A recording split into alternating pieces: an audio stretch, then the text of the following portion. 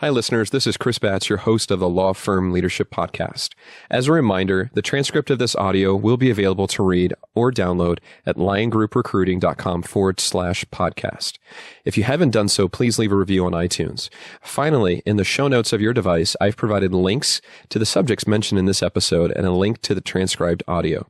As many of you know, we interview corporate defense, law firm leaders, partners, general counsel, and legal consultants, and today, law school deans. You are listening to episode number 12 of the Law Firm Leadership Podcast. Broadcasting from Kansas City, this is the Law Firm Leadership Podcast. In each episode, you'll receive actionable ideas and hear personal leadership stories of the top corporate defense law firms from around the United States. Enjoy a front row seat with law firm leaders, their partners, and legal consultants as we discuss life and leadership. Welcome to the Law Firm Leadership Podcast. I'm your host, Chris Batts with the Lion Group. Today, I have the pleasure of speaking with Dan Rodriquez, Dean of Northwestern University, Pritzker School of Law. Dan Rodriquez was appointed Dean and Harold Washington Professor at Northwestern University, Pritzker School of Law in January 2012. A nationally prominent law teacher and scholar, Rodriguez's principal academic work is in the areas of administrative law, local government law, and constitutional law. Additionally, Dan, you served in various professional leadership roles. He was a past president of the Association of American Law Schools, AALS. He is currently a council member of the American Law Institute and on the board of directors of the American Bar Foundation. You were a member of the ABA Commission on the Future of Legal Services, which is now called the ABA Center of Innovation. Prior to joining Northwestern Law, you served as chaired professor at the University of Austin, Texas Law School, as a research fellow at Rice University's Baker Institute for Public Policy, as dean and Warren Distinguished Professor of Law at the University of San Diego School of Law, and as a professor of law at the University of California, Berkeley Bolt Hall School of Law. Dan, you received your law degree from Harvard in '87. You graduated undergrad from California State University of Long Beach. You were a recipient of the school's Distinguished Alumni Award. After graduating from law school, you clerked for Judge Alex Kozinski of the United States Court of Appeals for the Ninth Circuit. Welcome, Dan, to the Law Firm Leadership Podcast. It's a pleasure to have you on the show. Thank you. It's a pleasure, Chris. All of that's true. Well, Dan, it was a pleasure to connect with you over LinkedIn.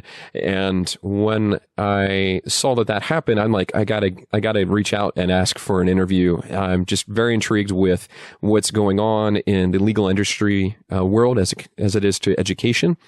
And I know since the recession, there's been dramatic changes to the business of legal education.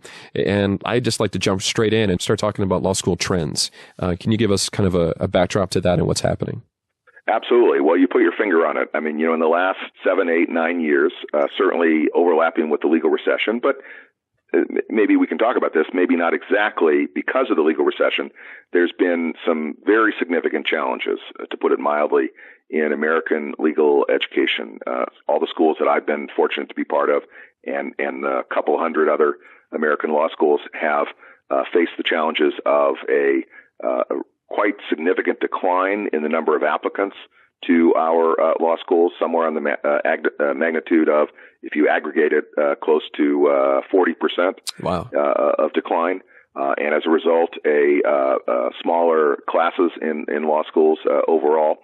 And at the other end of the pipeline, as it were, significant challenges in employment for graduates of our nation's law schools. So it's been a double whammy. Harder to recruit students to American law schools, and harder to help place those students in legal positions. There's other challenges as well, but those have been the most profound and have impacted what we do in our nation's law schools. Dan, I mean, if you're telling me that a law school has a 40% drop in enrollment, I mean, what happens to all that money? I mean, I'm sure you guys budget for that. How does that affect you for planning purposes and trying to pay your bills? Well, let me first begin by saying, what I just quoted in terms of a statistic is an aggregate statistic. Okay. So different schools have suffered, as it were, more than others. I don't crow in any way in saying this, but my law school, Northwestern Law School, has not suffered nearly that kind of decline. But to come back to your overall point about law schools, no doubt about it, it has impacted the decline in law school applications has impacted in profound ways the economics of legal education. For some law schools, many law schools, they have confronted that challenge by, quite frankly, admitting students to their law school who they wouldn't have admitted before the recession and before this decline. And that's not, I'm not telling you anything that you can't read about and hear about in a variety of different fora. So I mean lower LSAT scores, lower undergraduate records and the like. At the same time, or perhaps different law schools, they've confronted those challenges by decreasing costs in a very significant way.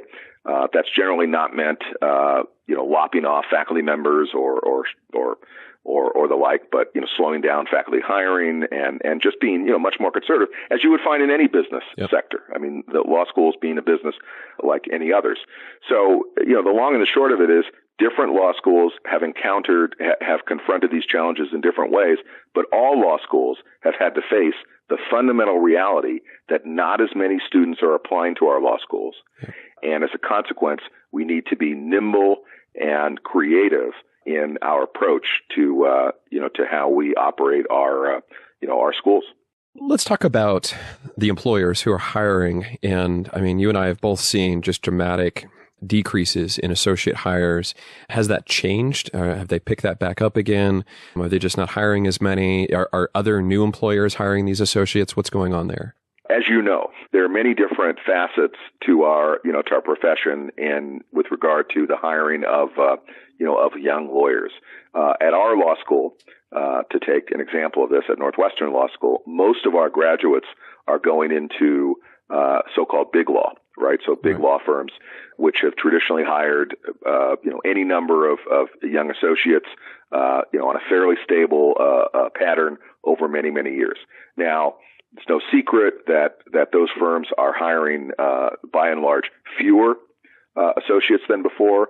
Yes, it ebbs and flows to some degree, but I think most of us in legal education, and for that matter in the legal profession, believe the changes are structural, not cyclical, which is to say that the glory days, as it were, of big law hiring of many, very large number of summer associates and full-time associates are on the wane and may never come back. You never say never, but aren't coming back anytime soon. So the arithmetic of law firm hiring is that they are hiring fewer associates. Again, as a matter of arithmetic, if law schools like ours and others are producing the same number of graduates and law firms are hiring a smaller number of associates, then to your question, we need to be more adaptable. Law schools need to be more adaptable in terms of providing career opportunities, urging our students toward career opportunities in other diverse parts of the profession. That's going on. And I think, the glass is half full and half empty, right? It's half empty, or more than half empty, in the sense that there are fewer jobs available. No doubt about it. It's half full, or more than half full, because I think that what was it, Bill Clinton, who said, never let a good crisis go to waste, law schools are, and young lawyers, law students, are looking at more broadly at different kinds of careers in different places, in positions that will leverage their skills to get great experience. And so maybe on the whole, it's creating a more adaptable, resilient group of students in the marketplace. That's excellent. I want to get back to that adaptability as it relates to technology, but let's first touch on the trend that's happening. And you mentioned earlier the LSAT versus GRE. What's happening right now? So one of the reasons we know that fewer students are applying to law school, I mean, we know it because fewer students are applying to law school, but one of the trend lines that we look at fairly closely every few months is the number of students who are taking the LSAT. right? So, by and large, what the approach had been, and has been among law schools is you look at the students who are taking the law school admissions test, which is, sort of the gatekeeping test to go to law school. You see whether it's up or whether it's down. It's typically been down over many years. And by and large, you throw up your hands and say, oh, it's too bad. Fewer students are taking the LSAT. Bummer. I guess that means there'll be fewer students applying to law school. Well, in the last little while, by which I mean really in just the last year or so, a number of law schools, including ours, including Northwestern, but a number of law schools have pivoted to some extent, and have announced, in our case, publicly announced, that we will be considering applicants to law school who have taken not necessarily the LSAT, but have taken another test, the graduate record exam, as a test to consider applying to law school. To make a long story short, the reason we've done it, and this has also, by the way, been true of Harvard Law School, Georgetown Law School, University of Arizona Law School. I think a number of other schools are considering this. It's to widen the pipeline. It's to consider students who might be ambivalent about going to law school, who might have thought about going to graduate school, let's say in the sciences, hard sciences, who would see the LSAT as a barrier to entry to some degree. And instead of basically saying, well, too bad you didn't take the LSAT, so, you're not law school bound, is look at students who have taken a more ubiquitous test like the GRE and say, would you consider law school? It's not a panacea. It's not gonna change the whole scheme of law school applicants, but it just maybe widen access to somewhat more non-traditional students who might think of law school as an important pathway to education to the profession. Yeah, it would be very interesting to see the numbers as those start rolling out and how that affects your enrollment. Time will tell. Yeah. We'll see. I want to keep on hitting on the legal tech side or legal education, but I have another question I want to ask. Back in 2014, which seemed to be kind of the peak of the pain for law schools, I think that's correct. It seemed that employers were hiring students differently. Do you see that, the on-campus visits versus other methods of hiring law grads or law students?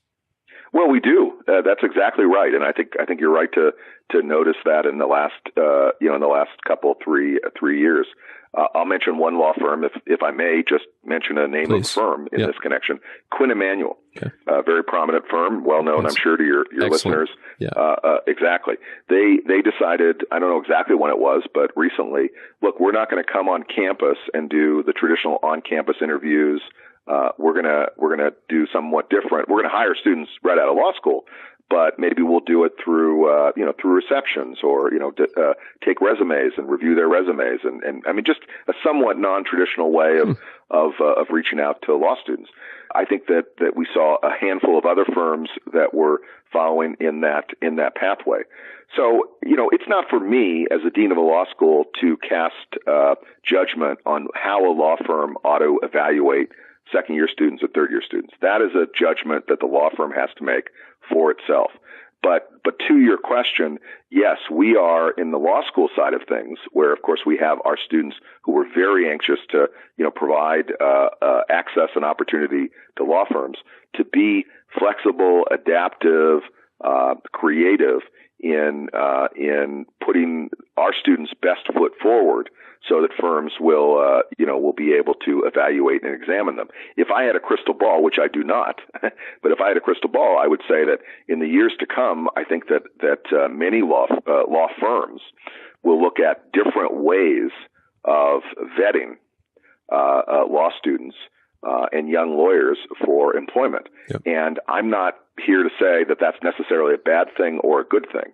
But again, I think we're going to need to be in law schools adaptive to what law firms are doing or feel they need to do to seriously evaluate and examine young potential lawyers. And maybe one area that they've done it or have started to do it or has been definitely talked about is personality tests. Are you seeing that with your students from employers? So here's interesting. So, I'm not here to give an infomercial for my law school, sure. But I will say this, we and other law schools have done a lot more than, let's say, when I was in law school back in the Stone Ages about looking at the whole person.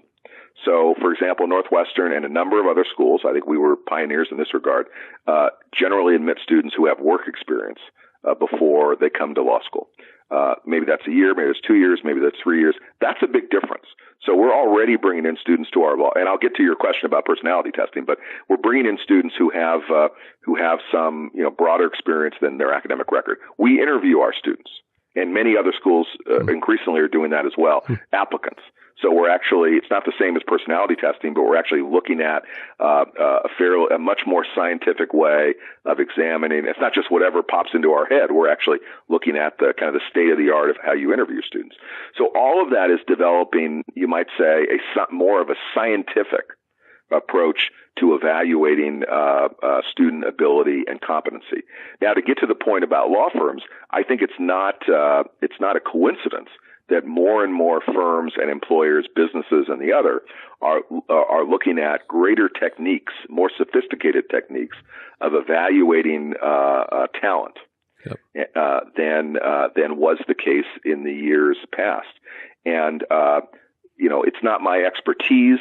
I'm not a true expert, certainly in the science of this, but I don't think that's necessarily a bad sign to the extent that you can develop techniques of greater evaluation, whether it's personality testing, or the like, that maybe we'll get somewhere. Maybe there'll be a way of really, developing a much more skillful way of evaluating, law student talent.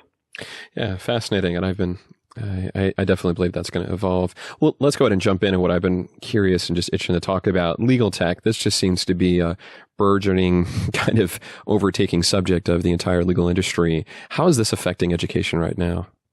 It's affected in all sorts of ways. One of our just enormous kind of strategic objectives at my law school, which I certainly believe is being echoed at a number of law schools around the country, is the belief that the lawyer of the present and certainly of the future has to be adept at working at the intersection of law, business, and technology. The days when you have these silos, where there was the business person who, was working with their head down until they got in the C-suite and, was working on the business element of the issues, and the technology person who was working on technology and maybe in engineering or in high tech, whatever. And then you had your lawyer, right? Like in the movies, they would be brought in at the 11th hour to tell to the manager, you can't do this. The so-called abominable no man, right? Providing a kind of cold water on the entrepreneur's ideas. That's anachronistic. Yep. And we want our young lawyers to be expert in business, and we want our lawyers to be much more skilled in technology.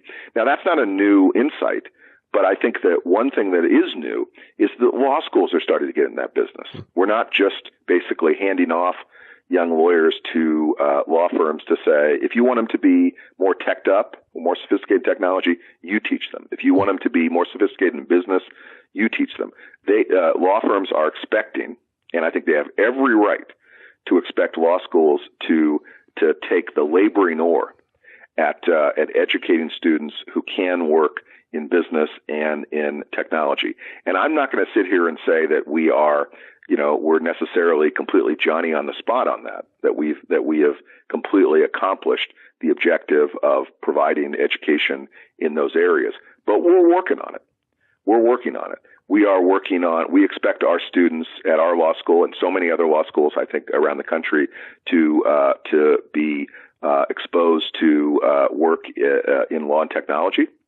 I want our students, we expect our students to be adept at some basic quantitative skills, to understand, again, how to know their way around a spreadsheet, but not only that, but be familiar with big data.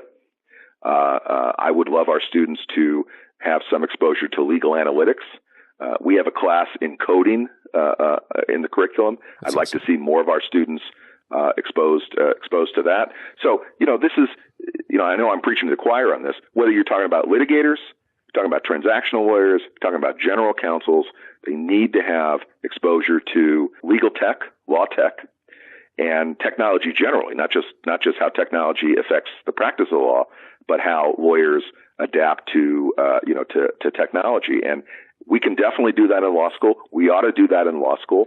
And I'll double down on that. I think that should be a requisite We should expect our students. It shouldn't just be, boutique work. We should expect all of our law students to have that experience while they're, in their precious 3 years in law school.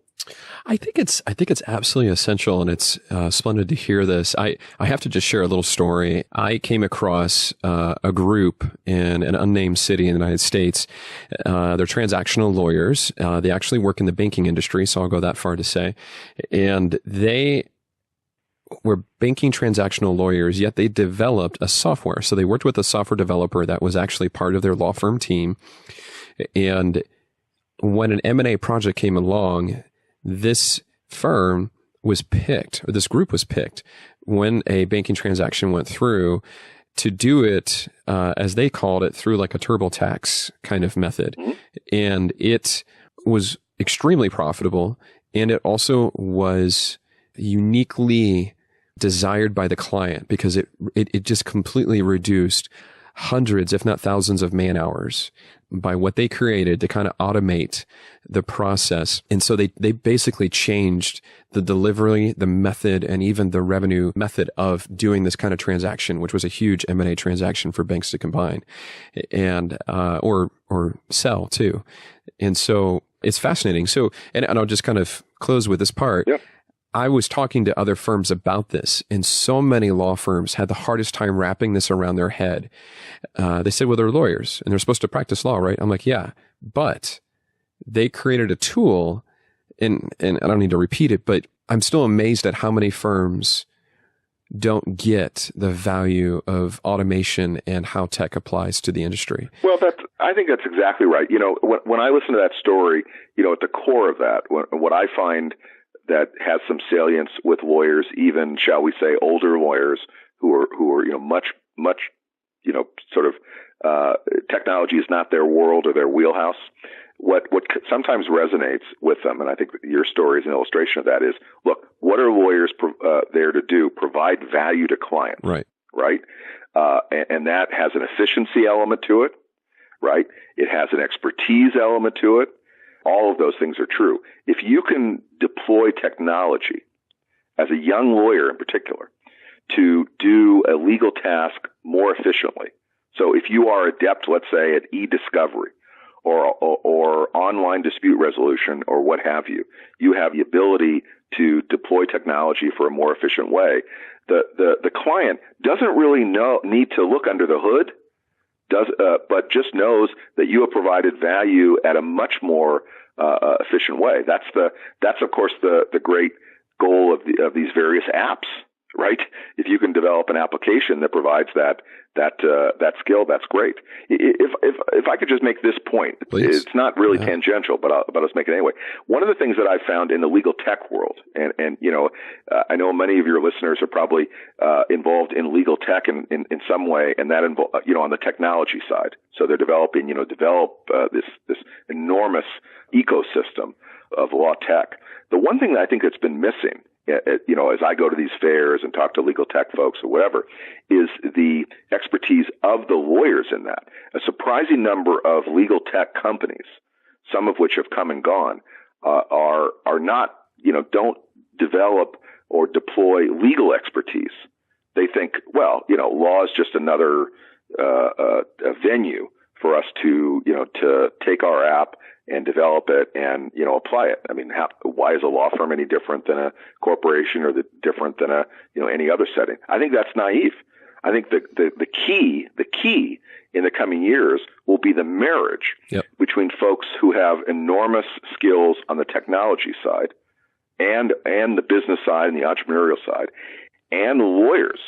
That is, folks with legal education who have that kind of way of thinking that can bring those two elements together. And I absolutely agree with you. And that's what that group was displaying to me. And they were at a large firm. And when I realized what they were doing, and I even was talking to other firms about the idea of this and how this would work, it just seems wildly disruptive to eliminate hundreds, if not thousands, of attorney hours that can be reduced to just two individuals or a small team, and yet be wildly profitable. One of the other hangups I'll say is, I don't know if firms will ever get over this. They'll eventually have to. And one of the subjects we'll talk about today will probably be a part of that is firms are so caught up on the legal activity of a lawyer billing and collecting that it's all about who gets the credit. And right. how can a solution like this help everyone or help that one person versus the whole? And there needs to be a lot of change coming. If I may, tell me about the Innovation Lab at the law school right now. Sure. So we've developed, really grown out of our entrepreneurship programs at the law school, an Innovation Lab. And what it basically is a vehicle by which we can bring together students in our various programs. And I want to, in a moment, I'll mention what those programs are. But in our various programs to develop skills that will be extraordinarily important wherever they go, because these are entrepreneurial skills. And I want to be clear in saying it's not necessarily that these graduates will go out and be entrepreneurs, go to Silicon Valley and create the next Google. Although God bless them if they do. But wherever they go into in kind of the legal ecosystem, they will have developed the skills of working in teams. That's a key part of it. Working in teams with one another to develop an approach to solving a particular problem. Maybe the problem is access to justice. Maybe the problem is in outreach to small businesses, whatever. So the phrase that du jour these days is design thinking, but I think it's a key point, which is developing an approach to actually solving particular problems. It's an iterative process. So they're problem solving. They are mobilizing legal skills to do that. They are looking at a market. So there's certain business skills and economic skills that go into that. They are maybe using legal techniques to penetrate into that market, like for example patents or intellectual property, all as a process of working together to innovate. I keep saying together in teams because that's a big part of it. Now, I said in our various programs, and this is a point I really want to emphasize. We have at our law school, and I think you're seeing this in other law schools as well. We have, of course, the students who are training to become lawyers. These are the students in our JD program. We also have LLM students in our graduate program. These are foreign lawyers from around the world who bring their own sets of skills and perspectives from there. We also have a very, very unique program, if I can smuggle in this point in. It's a Master of Science in Law program for STEM professionals. Those are folks with strong science backgrounds, technology backgrounds, engineering backgrounds who are coming to the law school on a one-year program, not to become lawyers, but to have legal education that enables them to prosper in their own careers.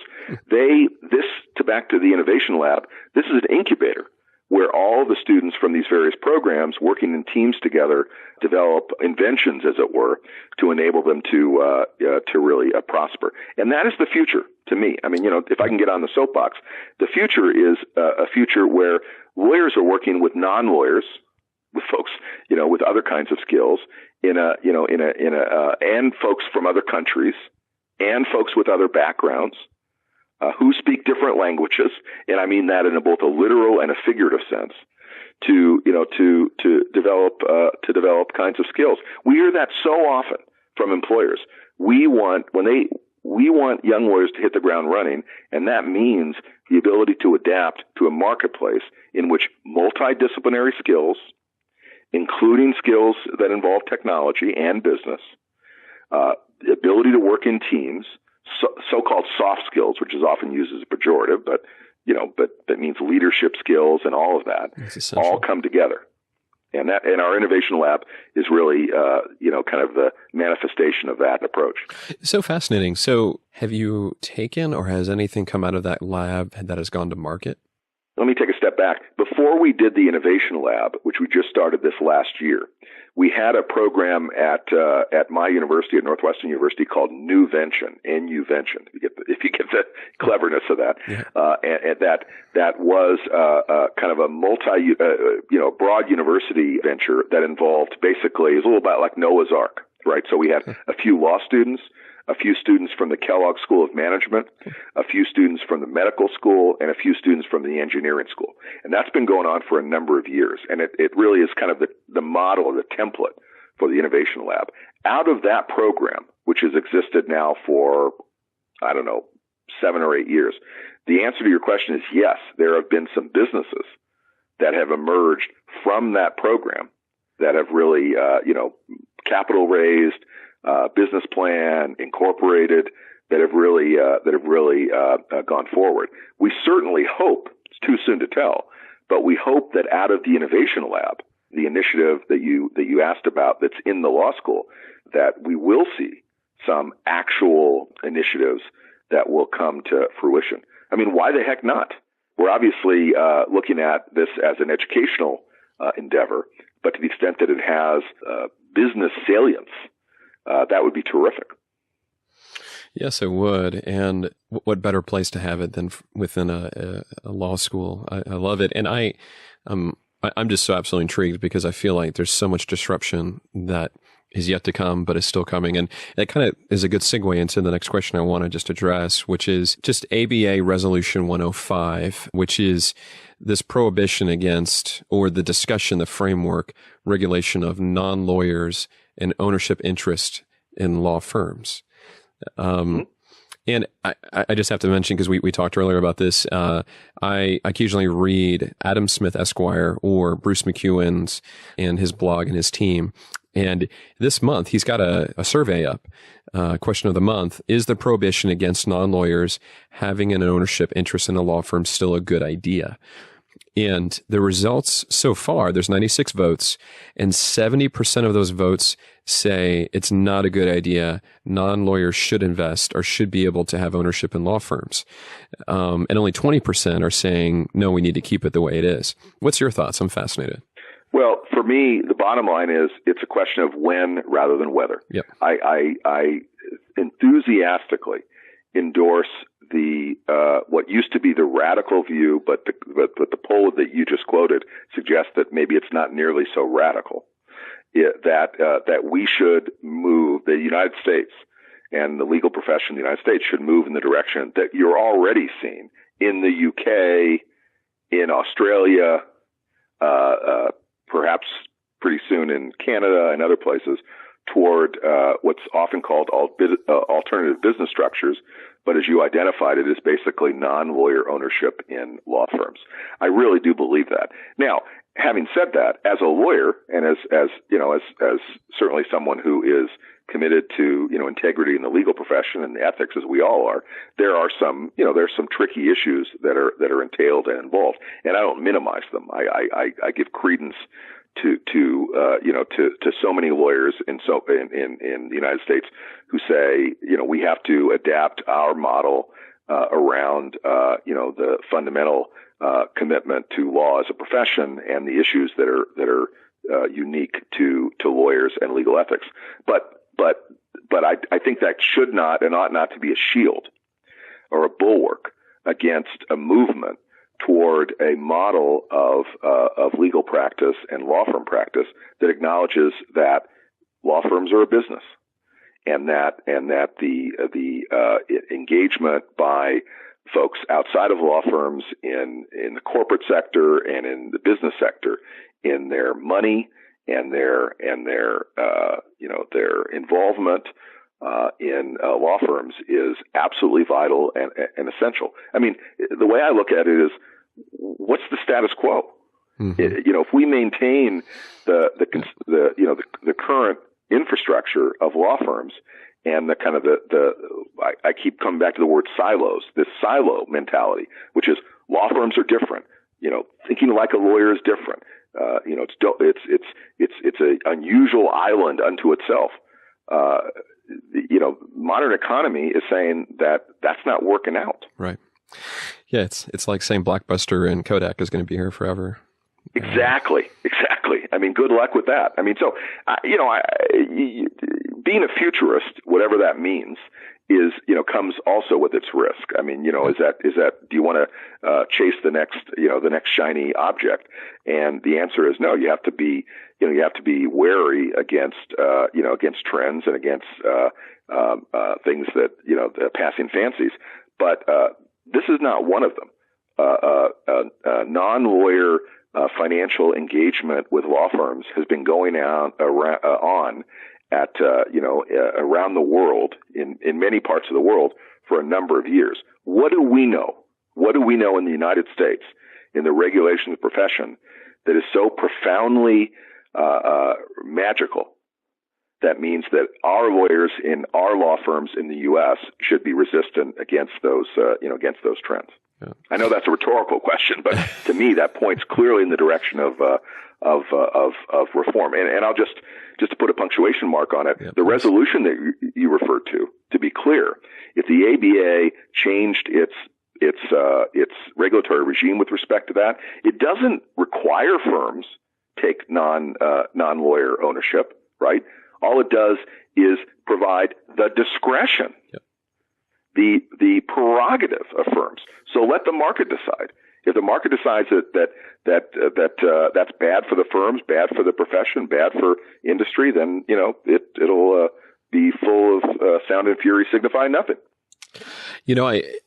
When we talk about this subject, I can't help but think back to an article. It was the main piece in American Lawyer Monthly magazine. I think it was 2011 or 2010.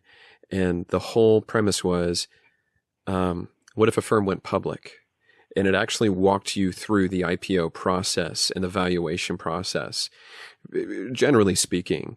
But it literally had the feeling of, the partner shares now, went from X dollars and now has a factor of 10, 20, whatever it might be because it went public.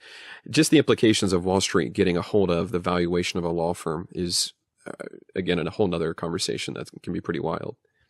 Yeah, I mean, exactly right. It's a complex conversation. It's one, of course, that has a number of dimensions. I'll simply say, and I don't mean this at all glibly, is why wouldn't we want to experiment?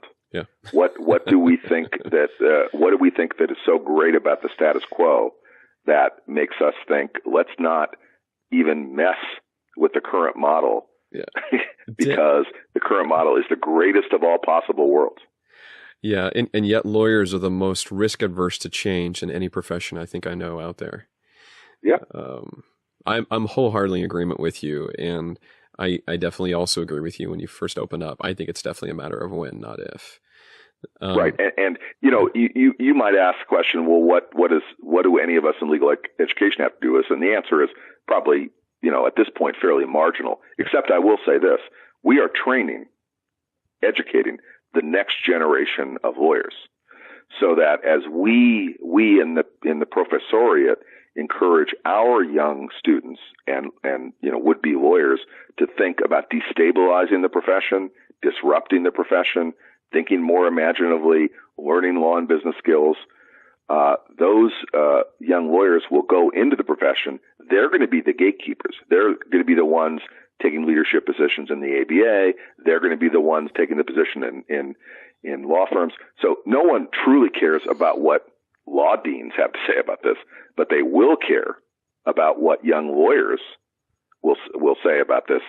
So when I say it's when rather than whether, I'm not trying to be belligerent. I'm just saying that I think it's simply a matter of time before we see adaptation. Yep. Yeah, I agree with you. Let's talk a little bit about just generally about your role at the school. What's life like for a law school dean, or for you being at Pritzker? I'm greatly. I think it's a great job, and I feel privileged coming to work every single day. And I don't mean to be Pollyannish about it. I mean, the challenges that I referred to at the beginning of our conversation are real. It's a hard era to be in legal education and to lead a law school. But for me, what's just two things that are just overriding, from an overriding perspective, great about the position that I hold is, number one, the students are interesting, are enthusiastic, have anxiety about the profession, but are just, engaged with the world in various ways, and to come to, be able to teach young people and to see the next generation of the legal profession is absolutely thrilling. Number one.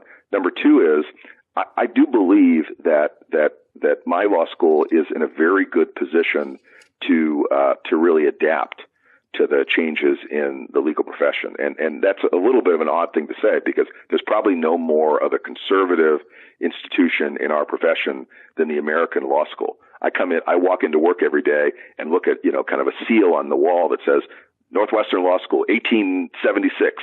Right.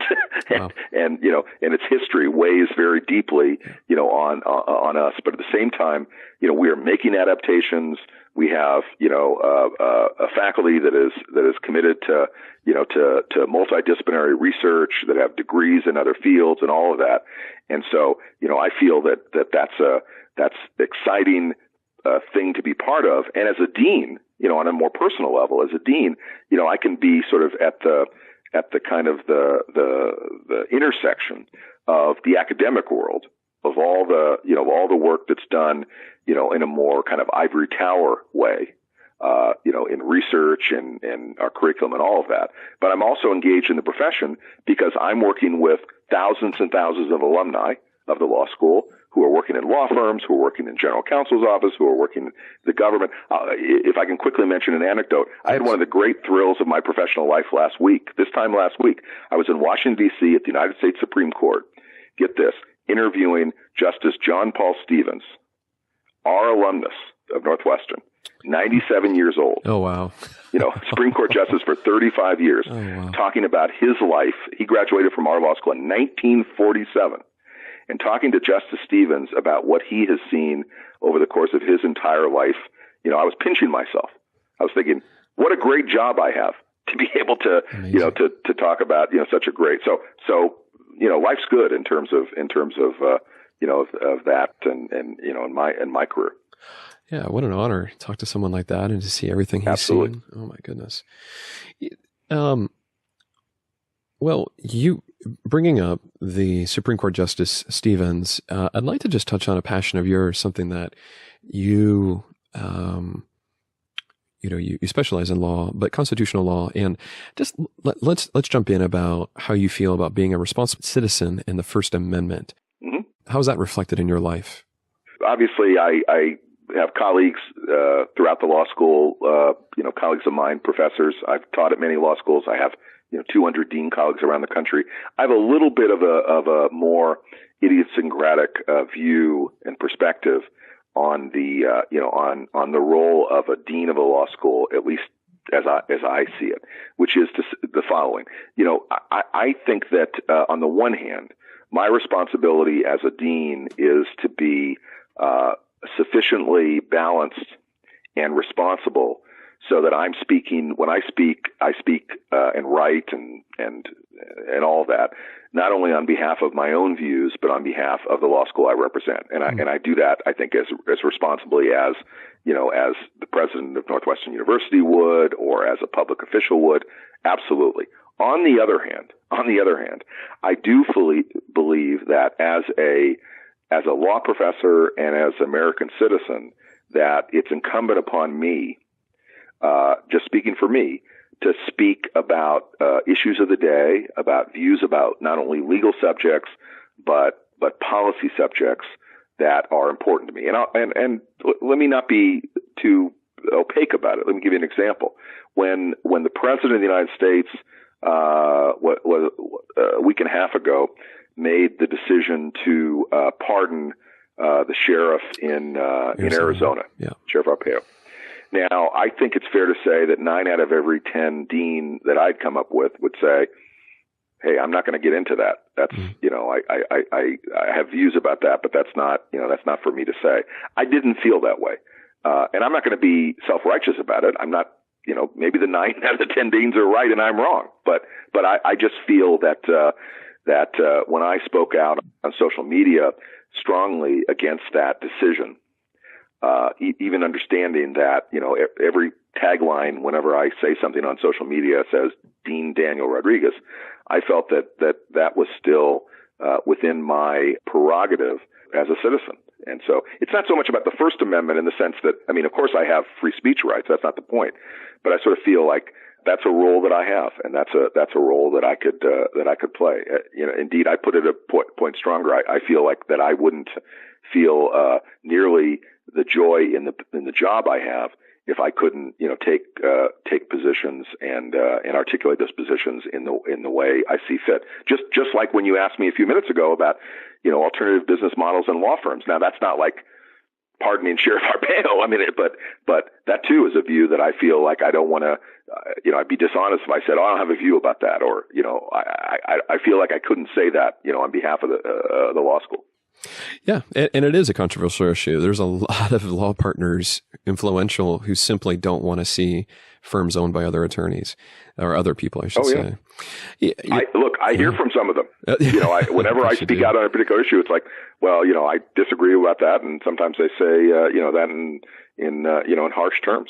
Yeah, I believe it. Now, I did notice, and I hope it's okay to just mention, I noticed you spoke to your students or out about DACA and how that's really disrupting and can be disruptive for many people. Is that going to be also a matter affecting your school? Well, it potentially could be. Our law school, like so many other law schools, has students who are so-called DACA students or dreamers, to use the vernacular. Yep. And when the president's announcement was imminent, and then after it was made, we heard from those students about real anxiety, as you can imagine, that they had about their particular status. What I did, and some other deans did this too, I was certainly not alone in this regard, but what I did was, even before the president's announcement, is made it crystal clear that our law school, and indeed our university, this was a point made by our president of our university, was going to spare no effort to protect students, dreamer students, from vulnerability. Now, we're universities and law schools. We're not the federal government, so let's not exaggerate our significance in this regard. But whatever you think of the policy issue, I thought it just absolutely responsible for the law school to express our solidarity with those students in no uncertain terms. Yeah, absolutely necessary, and it's tremendous that you do speak out like that. I think it's courageous. So, touching on just some more personal subjects as we continue in that, I always like to ask lawyers, because most of them usually have to do this anyway, but how are you right now consuming content? What kind of content? Where are you getting your sources? Any kind of resources you can name for our listeners? I'm glad you asked that. So, as a legal academic, I mean, I'm a dean, but, I'm a professional legal academic, we can often be inside our own heads, right? Which is to say, we can look at what other academics have said on various subjects, whether at our law school, outside of our law school, whether it's law journal articles or books or others. And certainly I do consume that content in that, in that way, as is appropriate. But because I feel responsible to help lead a law school that is training and educating students who are going out into the profession, in this dynamic profession that we've just been talking about, I make a special point of reaching out to literature and data and analysis from the profession. So I try to, I'm a sort of a data-driven kind of guy. So I like to read reports, analyses from, not only from lawyers, but from social scientists and others in that field. I'll just, I'll give one shout out. So, my friend Richard Susskind, who's probably a name familiar to you, who's a very prominent legal futurist. Yeah. If there's an issue that strikes me as a little more complicated than I'm familiar with, I might pick up the phone and ask Richard, hey, what should I read? Point me in that direction, so I can learn more. Now, I'm not a scientist. I'm not going to invent the next great app. I'm not, there are limits to my capacity, like we all have, in terms of absorbing information. But I really try to reach out to get content about the profession and about, its intersection with other fields in as proactive a way as I can. And I should also say this, as the leader of the law school, which is to say as the dean of the law school, I encourage my team to also look at content beyond the four corners of what you might call traditional legal information. That's excellent. And I'm a huge fan of Susskind. I think he's definitely a legal prophet, if you may. Yep, I agree. Tremendous voice. I mean, you mentioned Richard. Do you have any favorite authors that you pick up and read or go to? Well, you mentioned Bruce and his blog. I guess that's a fair way to describe it. He's really terrific. My good friend Jillian Hadfield, who is a law professor at USC, who wrote a just terrific book. If I can plug it, it's not my book; it's her book. But Rules for a Flat World, which is just remarkably interesting. She's Canadian by background. She's an economist too, and it covers some of the subjects we've been talking about legal technology and about alternative business models, about regulation. So she's a terrific author. Bill Henderson has written, on law and the legal profession. He has this wonderful blog that's fairly new that I would also plug called Legal Evolution that confronts and deals with these issues. Everyone, Clayton Christensen's work on disruptive innovation, yep. Of course, is hugely important and impactful. And I certainly think that's a great. I also would say this. I like to read a lot about history. Okay. I think that, reading about, American and even non-American history, not limited to law, gives me at least a good frame for thinking about the the broader trends and the broader issues that we're dealing with. Because again, we get inside our own heads and say, what's going on now, or what happened since the recession? But that's a blip, right? Yes. Much wider experience in history. I mean, these issues of the legal profession that we're talking about, some of them have been going on, in the previous century, the century before that, whatever. So looking at social history, political history, economic history, I find very interesting and important. Fascinating. And I think I might have you repeat those histories. You said social history. Yeah, social history, political history, and economic history. Okay, great. Thank you. I think so. Just mention, Alfred Chandler, which is an economic historian from Harvard. I don't think he's still alive. Wrote, I'm forgetting the name of the book, but your listeners can look it up. Alfred Chandler, a business historian from Harvard, wrote some, interesting books in the 70s and the 80s. Is a good example of what I'm talking about. Sort of writing about kind of the intersection between social history and business history. One of the great books I remember, again, I read in college, Thomas McGraw wrote a book called The Profits of Regulation, which again is just a wonderful insight into the development of kind of regulation and business strategy in a particular time frame.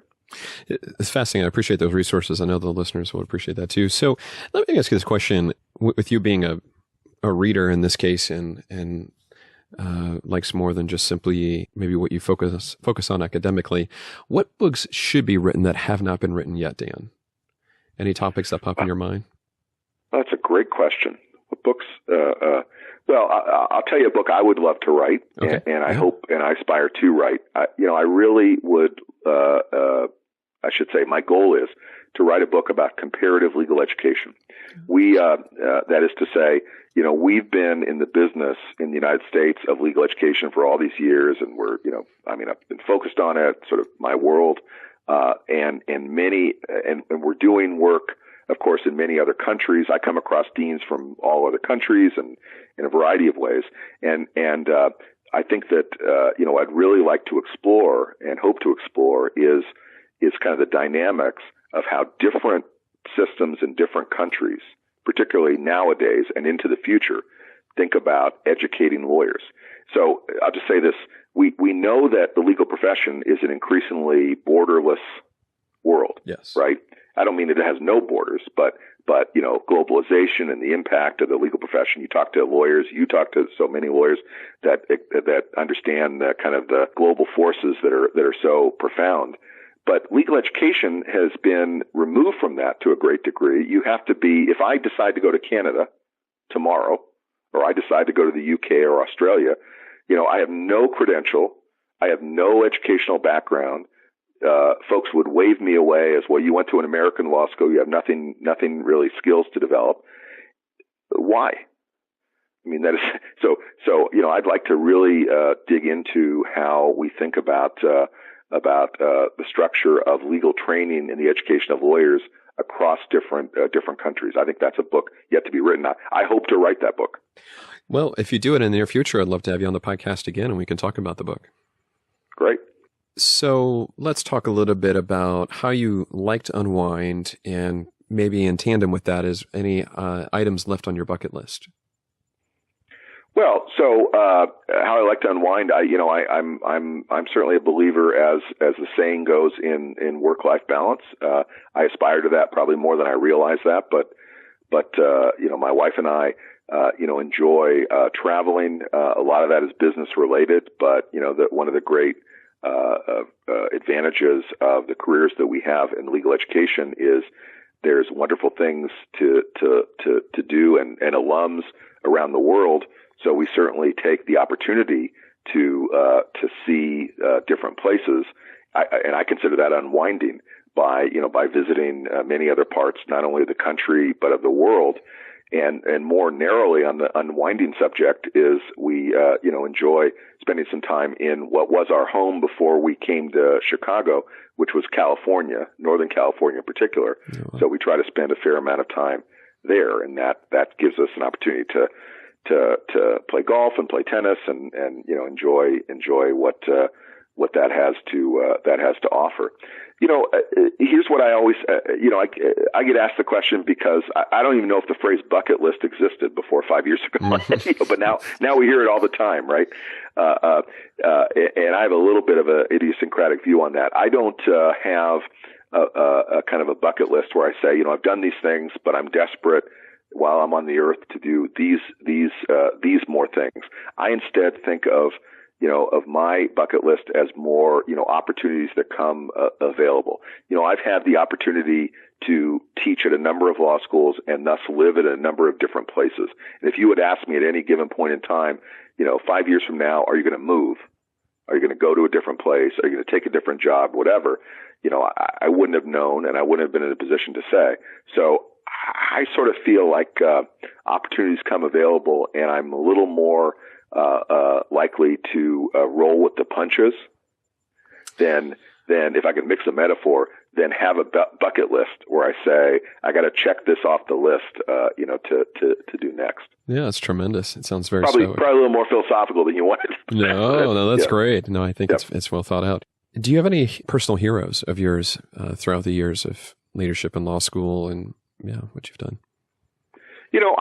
Sure. So, in the particular context of my career, and I'd say sort of mentors who have helped me, the dean of the Harvard Law School, which was my alma mater, who just stepped down last year, Martha Minow is her name, was a law professor back when I was there at the law school. Served for 8 just great years at Harvard, just to step down. She was a great hero. And I'll say this, she was very, she's still very active, very engaged, even as a very experienced law professor in these issues of kind of law and technology and the new legal world. And I admired that, and I felt that was really important. I never knew him. We didn't overlap in law school. We missed each other, I think, by just 1 year. But our last President Barack Obama, this is not a political point as much as it is to your question about heroes, is, I think, a remarkable example of someone who has leveraged extraordinary personal history, legal education, public service into the highest position in the land. And so again, I don't know him personally in any way, but I would certainly regard him. I do regard him as especially heroic in the kind of the career. And I mentioned Justice Stevens before, and I just want to put another shout out just because it's so fresh in my mind. What a remarkable human being, somebody who's lived in, sort of great public service and over the course of a great time. I'd say those are pretty good heroes. Those I would certainly include them. I would definitely agree with you. There's some amazing people. Well, Dan, I'm going to be kind of wrapping this up. And as a last question I have for you, what is the kindest thing anyone has ever done for you? Wow, that's a great question. The kindest thing anyone has ever done for me. So I'll say this as on a totally personal note. I was a first generation college student from a family that had a great family, but not a family that had higher education in their experience. And if I could think of the kindest thing or the kindest things that was done for me was when I was in high school as someone who wasn't necessarily destined to go toward or into higher education. Just teachers that I can think of that said to me when I didn't ask, you should think about that. You could accomplish something. You could go to college. You graduate from college. You could really make a life for you with education. When I look back on it, that was absolutely transformative. If that hadn't happened, then I wouldn't have gone. I mean, who knows what would happen, but I wouldn't have gone that pathway. So I would say those are clearly the folks, and there are more than one. But I mean that from that time in my life were by far the folks who did me the kindness. And like a lot of people, not to be maudlin about it, I never got a chance to thank them. But because that's how it happens. But they were unbelievably transformative in my life. Yeah, it's rich to reflect and to be grateful about just small gestures or very intentional gestures, and that sounds like a real gift. Well, Dan, it's been an honor, and I would say a pleasure, and wanted to thank you for your time today.